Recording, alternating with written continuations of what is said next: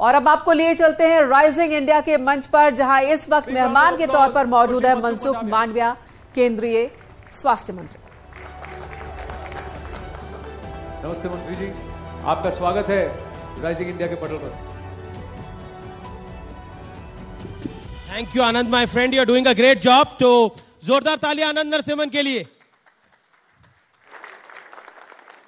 मनसुख भाई हमारे साथ हैं, मनसुख मांडविया साहब, देश के स्वास्थ्य मंत्री, और आप सबसे अनुरोध है कि जोरदार तालियों के साथ स्वागत करिए स्वास्थ्य मंत्री का, क्योंकि आज आपको वैक्सीन लग चुकी है। इसके लिए देश के स्वास्थ्य मंत्री जिम्मेदार हैं, क्योंकि जब हम सवाल उठाते हैं तो यह कहना भी जरूरी है कि आज इस देश में वैक्सीन हर व्यक्ति को एक डोज नहीं, डबल डोज और उसके बाद बूस्टर डोज लग चुकी है। तो बूस्टर तालियां होनी चाहिए यहां पर। तो जोरदार तालियों से स्वागत करिए मनसुख मांडविया का। अभिनंदन है सर आपका न्यूज 18 के इस मंच पे, राइजिंग इंडिया पे। और आपके सेशन का नाम है, जैसा आप देख रहे हैं, स्वस्थ भारत श्रेष्ठ भारत। तो मैं इस सेशन की अब जब शुरुआत करूं तो सबसे पहला तो सवाल बनता है कि देश का स्वास्थ्य तो कोविड के बाद पटरी पे आ गया, लेकिन लोकतंत्र का स्वास्थ्य, जैसा कांग्रेस बार बार सवाल खड़ा करती है, विपक्ष सवाल बार बार खड़ा करता है, वो पटरी पर है कि नहीं है?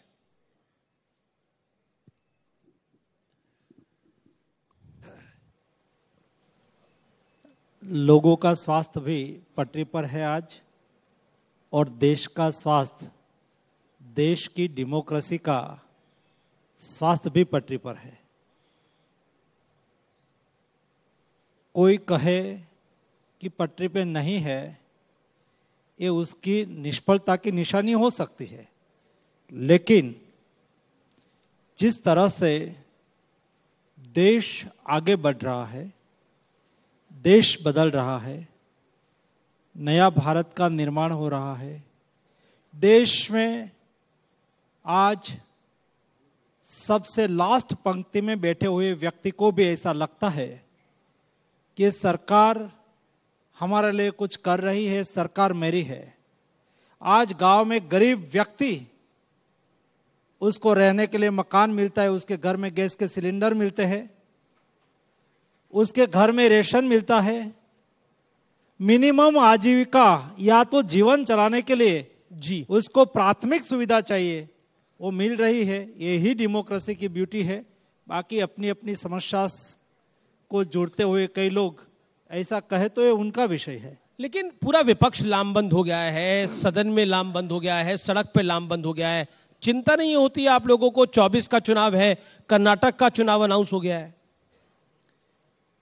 उसमें इकट्ठा ये हुए हैं, सब लोगों को बचना है, सब लोगों की कुछ न कुछ इंक्वायरी चल रही है, कुछ लोगों के सामने कोर्ट ने एक्शन लिया है, उसमें हमारा तो कोई दोष है नहीं। अब वो जिन आप कुछ लोगों की बात कर रहे हैं, मैं उनका नाम ले लेता हूं, मैं राहुल गांधी जी का नाम ले लेता हूं। राहुल गांधी जी को तो लगता है कि सब कुछ नरेंद्र मोदी करा रहे हैं, अमित शाह करा रहे हैं। आप और मैं, हम सब लोगों को हमारी देश की जुडिशरी पर विश्वास और श्रद्धा होनी चाहिए कि नहीं चाहिए? दूसरा, सबसे पहले तो हमारा दायित्व बनता है, जनप्रतिनिधि का दायित्व बनता है कि हम पहले जुडिशरी को माने, तब जाके देश की जनता का विश्वास दृढ़ होगा। उसमें सरकार का क्या राय है? सरकार का क्या दोष है? नहीं, सरकार ने क्या कुछ किया है? नहीं, आपकी बोला कुछ उन्होंने, उसके सामने कोर्ट में कोई वाई व्यक्ति गया, जजमेंट जुडिशरी ने दिया, सजा जुडिशरी ने सुनवाई, उसमें सरकार का क्या दोष है? अपनी निष्फलता और अपनी गलतियों का दोष सरकार को दे तो हम क्या करें? आप खुद गुजरात से आते हैं, ये गुजरात का मामला है जहां पर जिस कोर्ट ने फैसला दिया है, लेकिन कोर्ट पर भी सवाल खड़े करे हैं कांग्रेस पार्टी ने और कहा है कि ये सब कुछ प्लान्ड वे में किया है भारतीय जनता पार्टी ने। डरती है मोदी की सरकार राहुल गांधी से। कैसे हो सकता भाई? कोर्ट किसी का प्लान मानती क्या? कोर्ट के सामने सबूत के आधार पर कोर्ट डिसीजन करता है। कोर्ट ने कोई डिसीजन किया है उसके ऊपर कमेंट करना, कोर्ट के जजमेंट के सामने रोड पे उतरना, आप काला कपड़ा पहन के निकलना, डेमोक्रेसी कहां कहा क्राइसिस, कौन क्राइसिस में लाया डेमोक्रेसी को? जिसकी आदत है वो भाई, हम ये आदत वाले लोग नहीं हैं। हम डेमोक्रेसी पर श्रद्धा रखते हैं, हम जनता जनार्दन पर विश्वास करते हैं। जनता जनार्दन, आपने देखा होगा, मैं आपको केवल, my self is health minister, so आपने देखा होगा ड्यूरिंग कोविड क्राइसिस क्या हमारे पर नहीं हुआ भाई। हमने, प्रधानमंत्री जी ने कहा था कि अभी ये मानवता की लड़ाई है, देश संकट में है। विपक्ष की ओर से कितना भी पहले कहा गया कि मोदी वैक्सीन है, नहीं लगाना, फिर सब लोग वैक्सीन लगाने लगे। मोदी जी ने कहा कि भाई देश की हेल्थ आर्मी, जिन्होंने देश के नागरिकों को बचाने के लिए रात दिन एक किया है, ऐसे डॉक्टर्स हो, नर्सिस हो, पैरामेडिक स्टाफ हो, उसको पहले लगाओ। बाद में कहा कि कोमोर्बिड है उसको लगाओ। बाद में कहा कि 70 अबव है उसको लगा, 60 अबव है उसको लगाओ। तो इस मुताबिक हम चले। और उसमें जब प्रधानमंत्री जी की बारी आई तब मोदी जी ने लगाया तो पहला कहते थे कि ये वैक्सीन अच्छा नहीं है, ये मोदी वैक्सीन है बार, और कहते थे कि अच्छा होता तो मोदी क्यों नहीं लगा लेता। जब मोदी जी की बारी आई और मोदी जी ने अपने क्रम में आया तब लगाया, तो फिर चालू किया कि अभी देश के 50% लोग वैक्सीन लगाना बाकी और मोदी ने क्यों लगा दिया। उसका तो कोई जवाब नहीं हो सकता। एक सवाल, क्योंकि वैक्सीन की बात हो रही है और वैक्सीन को लेकर बड़ी सारी राजनीति हुई, लेकिन आज इस मंच से मैं आपसे पूछना चाहता हूं ये वैक्सीन की कहानी क्या है। क्योंकि मुझे याद है, आप सबको भी याद होगा, और जो स्क्रीन के उस पार देख रहे हैं, सेकेंड वेव आपको याद होगी, और सेकेंड वेव में कई लोगों की जान जा रही थी। सरकार पे बहुत दबाव था, सरकार पे बहुत दबाव था, और नरेंद्र मोदी देश के प्रधानमंत्री पर इससे बड़ा दबाव कुछ नहीं हो सकता कि उनके नागरिकों की जान जा रही है, समस्या विकट है। और बाहर की वैक्सीन कंपनियां किस तरह से दबाव बना रही थी और किस तरह से उनके लिए लॉबिंग हो रही थी। अगर आज उस कहानी के बारे में आप कुछ कहना चाहें, ये मंच है आपके पास। ये मंच से जितना कह पाऊंगा इतना कहूंगा, कई चीज नहीं कह पाऊंगा, लेकिन देश समझ जाएगा, देश बहुत समझदार है। हमारा प्राउड का विषय यह है कि देश कोविड के सामने जूझ रहा था।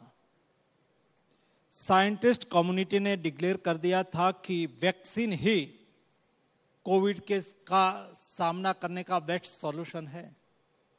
ऐसी स्थिति में देश की स्थिति और इतिहास तो यही रहा था कि वैक्सीन दुनिया में रिसर्च होती है, दुनिया की कंपनी रिसर्च करती है, और उसके बाद 7 साल मिनिमम और मैक्सिमम 15 साल में वैक्सीन इंडिया में आता था। कोविड का वैक्सीन ऐसी ही तरह से इंडिया में आया होता तो हमारी क्या स्थिति होती। या तो उस वक्त मार्केट में वैक्सीन उपलब्ध था, $20 का, $25 का, $28 का वैक्सीन था, हम कितना खरीदते।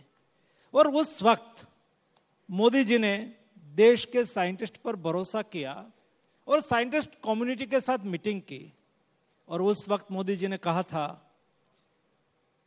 कि दोस्तों क्या हम वैक्सीन नहीं बना सकते।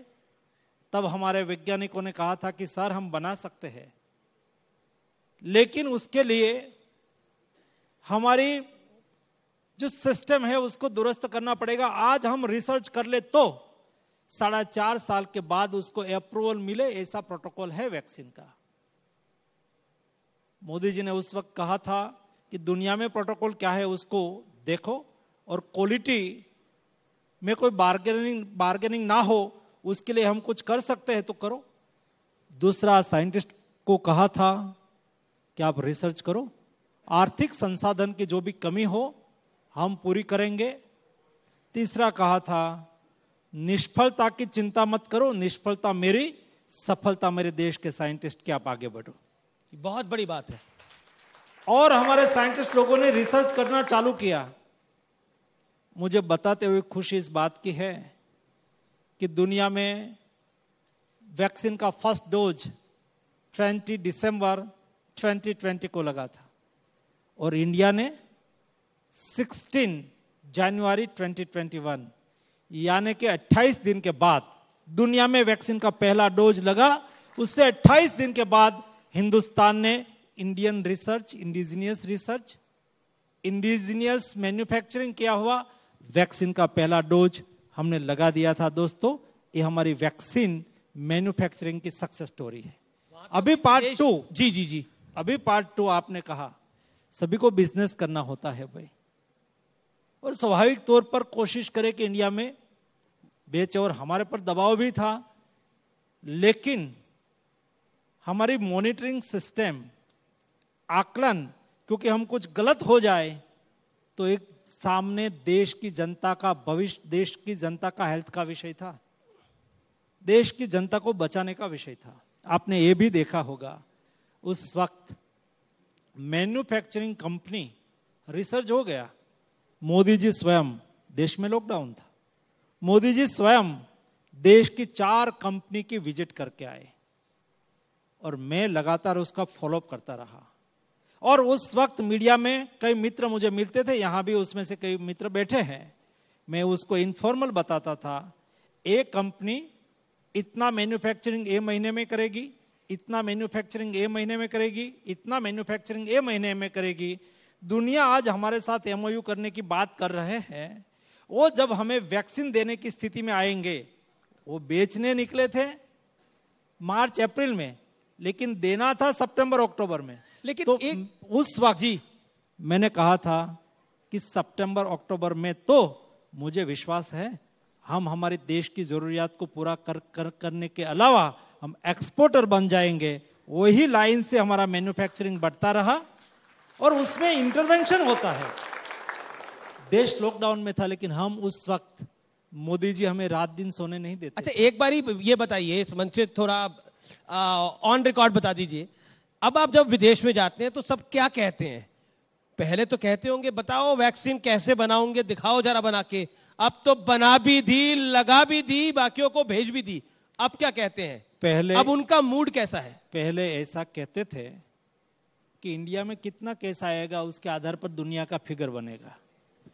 पहले दुनिया के मन में, मैं वर्चुअली सभी के साथ जुड़ता था, तो ऐसा था कि वैक्सीन लगा ही नहीं पाएंगे और इंडिया में बहुत कोविड की दृष्टि से स्थिति बिगड़ जाएगी।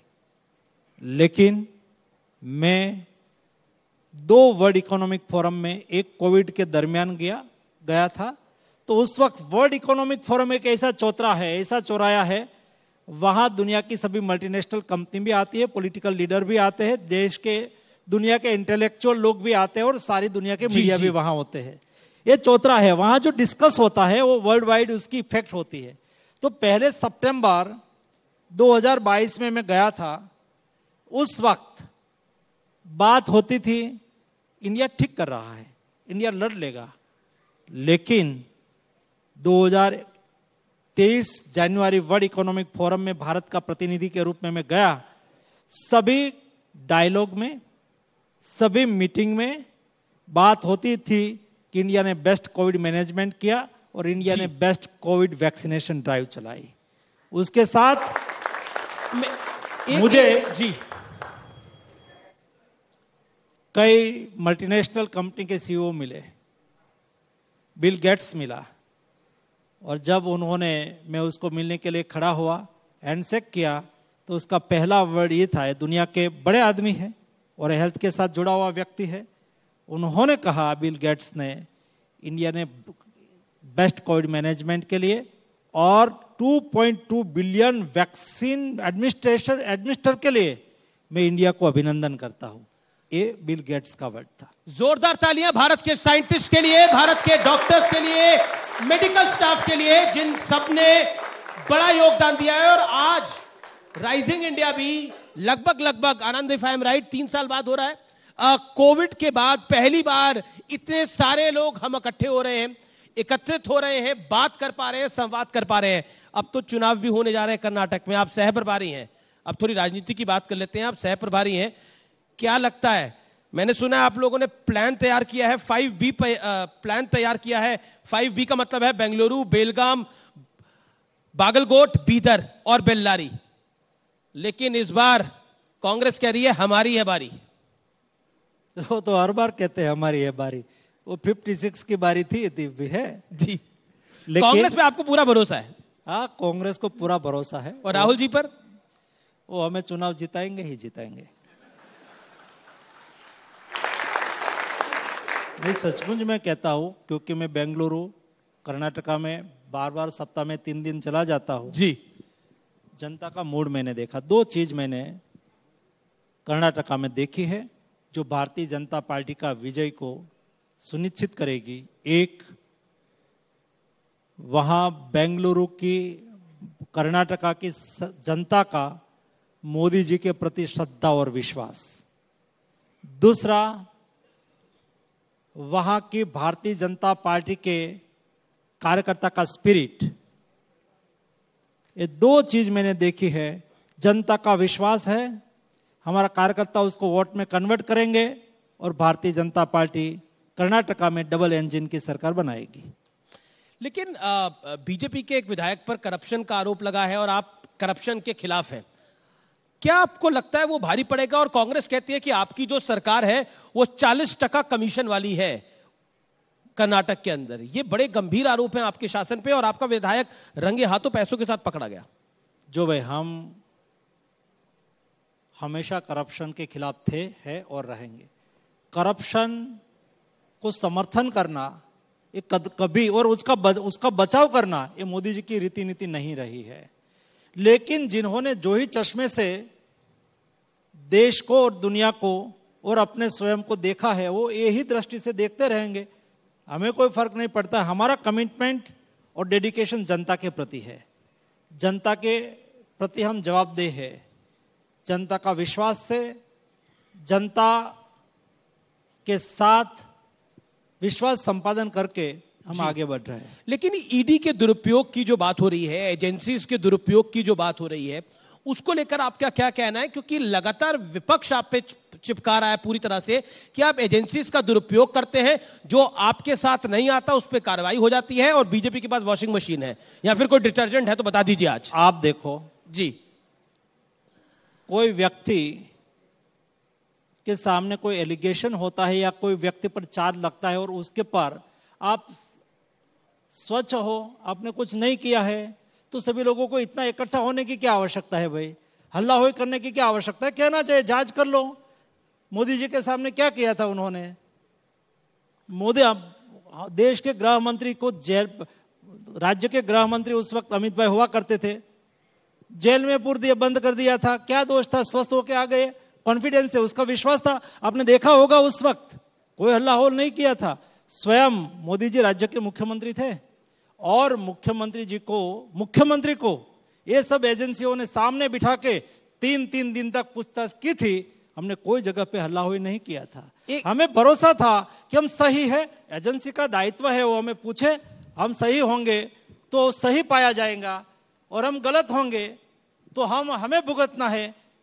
हम सही थे तो एजेंसियों ने अपना दायित्व निभाया और हम स्वच्छ थे तो स्वच्छ होके बाहर आए। उसमें क्या डरने की आवश्यकता है भाई? क्यों हल्ला होई करने की आवश्यकता है? मैं तो ऐसा कहता हूं कि उस लोगों को सामने से कहना चाहिए कोई दिक्कत नहीं, आइए जो भी एजेंसी को जो भी हमारी जांच करनी है वो करे। भागते क्यों है? क्यों हल्ला होई करते हैं? क्यों इकट्ठा होते हैं? एक वीडियो मैं चलाऊंगा आपसे 30 सेकंड के अंदर, लेकिन उसी बीच एक सवाल पूछ लेता हूं। एक और स्वास्थ्य मंत्री हैं जो काफी महीनों से ईडी के आरोप में, करप्शन के आरोप में जेल में बंद हैं। उनके स्वास्थ्य की कभी आप चिंता करते हैं? मुझे कहेंगे तो मेरी तो सारा देश के नागरिकों की हेल्थ की चिंता करने की जिम्मेवारी है जी। तो कोई बीमार होंगे और मेरे पास सूचना आएंगी तो हम उसको भी इलाज कराएंगे, उसमें कोई पॉलिटिक्स। लेकिन उनकी बीमारी दूसरी है, उनकी परेशानी दूसरी है। वो कहते हैं कि उनको पकड़ के रखा हुआ है। वहां पे तो इलाज की खबर नहीं आई थी, वहां तो मसाज की खबर आई थी। ये उनका विषय है, मेरा दायित्व है वो बीमार है तो उसको स्वस्थ करूं। जी, अब मैं आपको वीडियो प्ले करता हूं। दुखद वीडियो है, हार्ट अटैक से कैसे अचानक लोगों की डेथ हो जाती है, उस वीडियो को हम प्ले करते हैं। सामने आएगा ये video Mansukh ji. Let's play that video.